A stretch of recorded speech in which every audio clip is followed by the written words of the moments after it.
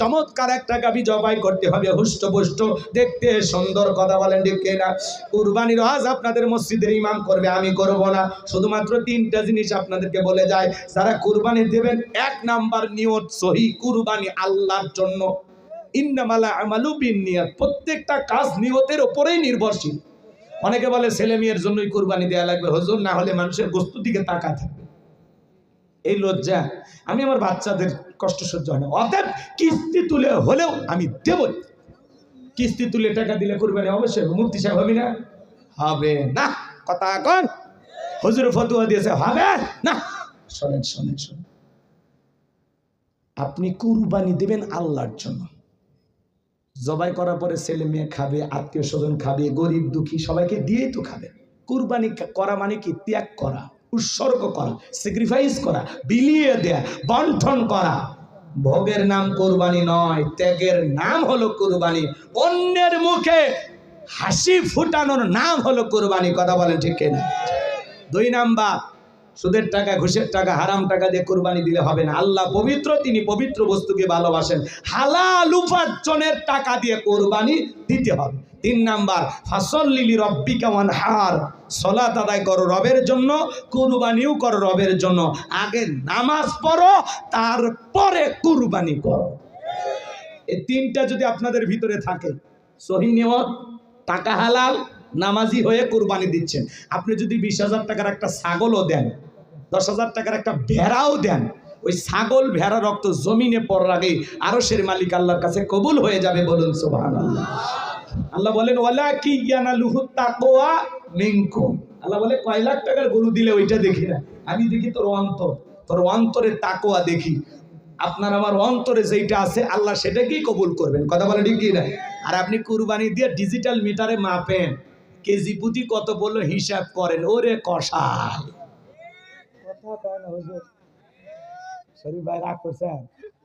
এগুলো আজকে আপনারা শোনেন নাকি? খারাপ লাগে? কুরবানি আল্লাহর জন্য 1000 টাকা কেজি পড়লো না 600 টাকা পড়লো, খবরদার ভাগ দিয়ে দেখবেন, মনে জান থাকে, আল্লাহ কবুল করেন। জোরে বলেন আমিন। 3 নাম্বার আয়াত, আমার আল্লাহ বলেন ইন্না শানিয়াকা হুয়াল আবতার। আল্লাহু আকবার। আমার আল্লাহ ডেকে বলে নবী গো, যারা আপনাকে লেস কাটারির বংশ বলে, আপনি মন খারাপ করবেন না। ওই আবুল হাবুদ বাদশাহী বাবাদের বংশে বাতি জ্বালানোর কেউ থাকবে না। নবী গো, আপনার ছেলে সন্তানগুলোকে আমি আল্লাহ পাক শিশুকালে নিয়েছি, এই জন্য মনের মধ্যে কষ্ট নেবেন না। এই পৃথিবীর জমিনে আপনাকে মহাব্বত করা, আপনাকে ভালোবাসার কোটি কোটি রুহানি সন্তান আমি আল্লাহ পাঠাবো, যারা আপনার জন্য জীবন দিতে প্রস্তুত থাকবে। বলুন আল্লাহু আকবার। নবীজির অপমানে যদি না কাঁদে তোমার মন, মুসলিম নয় তুমি মুনাফিক, নবীজির দুশমন। পুরো পৃথিবীতে 700 কোটির উপরে মানুষ, এর মধ্যে 200 কোটিরও বেশি মুসলমান। আমরা হলাম সবাই নবীজির রুহানি সন্তান। আল্লাহু আকবার বলেন। ফ্রান্সের জালেমেরা নবীজির কার্টুন প্রদর্শন করে, নাকটা ব্যাকা করে দিয়া মুখে কয়েকটা দাড়ি লাগা, বলে ইনি মুহাম্মদ। জোরে কর নাউজুবিল্লাহ। মুহাম্মদ মানে প্রশংসিত।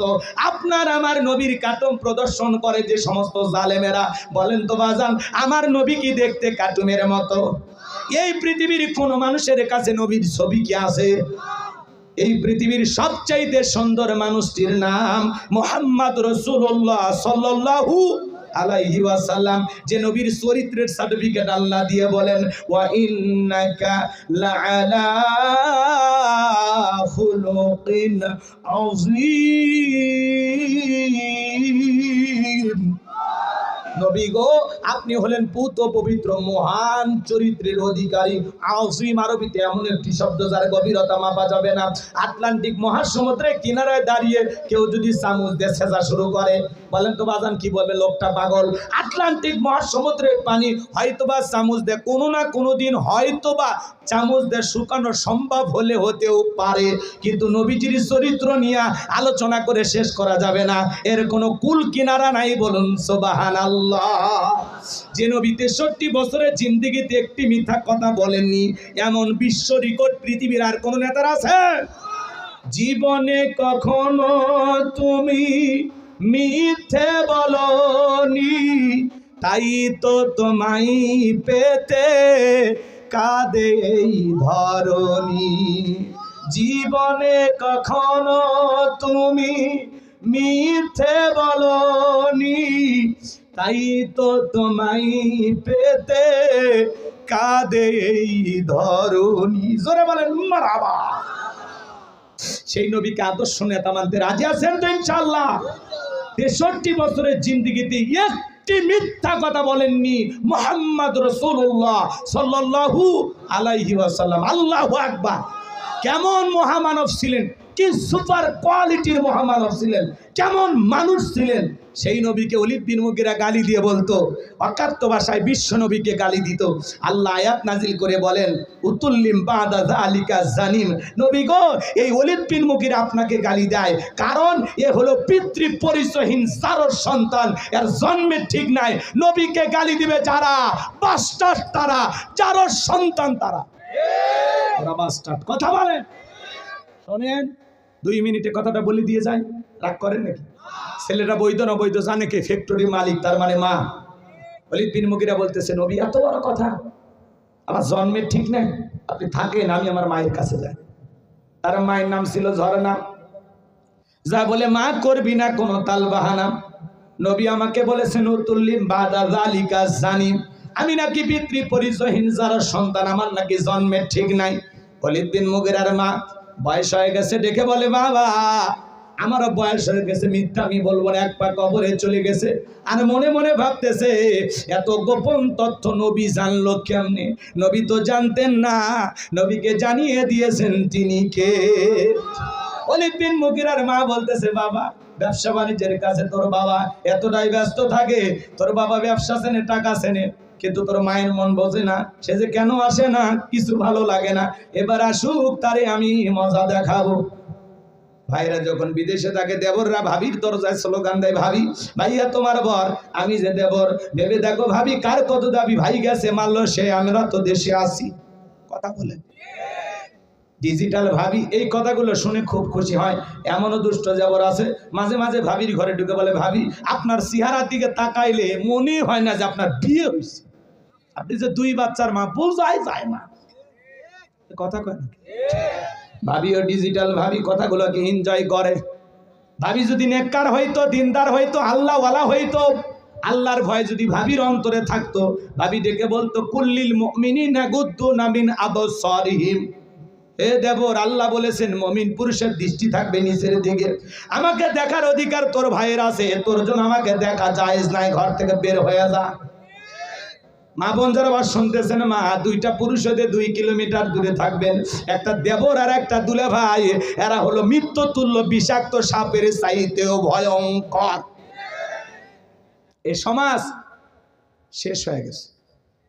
এই 2টা পুরুষের দ্বারা মা বোনেরা অনেক নির্যাতনের শিকার হয়, কিন্তু কাউরে প্রকাশ করতে পারে না। মাঝে মাঝে দেখেন না, দেবরকে নিয়ে ভাবি উধাও, দুলা ভাইয়ের সাথে শালি ভাইকে গেছে, নেটওয়ার্ক খুঁজে পাওয়া যাচ্ছে না, আছে না নাই?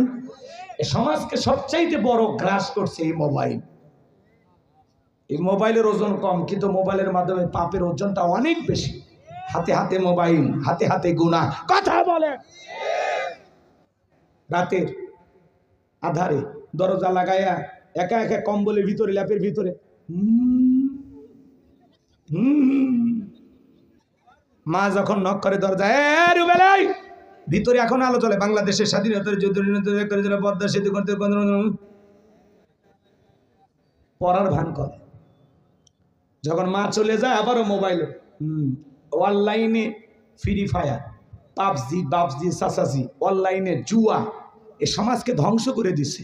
ইয়াবা আসক্ত। কথা বলে না কেন? আপনাদের এলাকার ছেলেরা ভালো, এরা ইয়াবা খায় না, এরা শরবত খায়। এলাকায় নেশা করে, অভাব নাই। একটা সন্তান যদি নেশা করে, ওর পরিবারকে ধ্বংস করে দেয়। কথা বলেন, নেশা দ্রব্য করো না বাবা, শরাব পান করো না, মদে আবার ফেন্সিডিল, গাঁজা, মদ এগুলো খাইও না, এগুলো মাতলামি করো না। আল্লাহ যেন যুব সমাজকে হেদায়েত দান করে। যেই মুখে মা, সেই মুখে মাদক তোলা যাবে না, মাদককে না বলুন। আল্লাহ যেন যুব সমাজকে হেদায়েত দান করেন। জোরে বলেন আমি। শোনেন শোনেন, শেষ কথাগুলো বলে দিয়েছে, খারাপ লাগে? দোয়ার দিকে গেলে ভালো হয়। ওর মেলা রাত হয়েছে, আমি তো মনে করি কেবল 12টা বাজতেছে, 12টা পার হয়ে গেছে। তাকবীর দেন, লিল্লাহি তাকবীর। তাহলে যুব সমাজকে কি নষ্ট করছে? মোবাইল। কি নষ্ট করছে? আমি কি বলবো? রাগ করবেন না।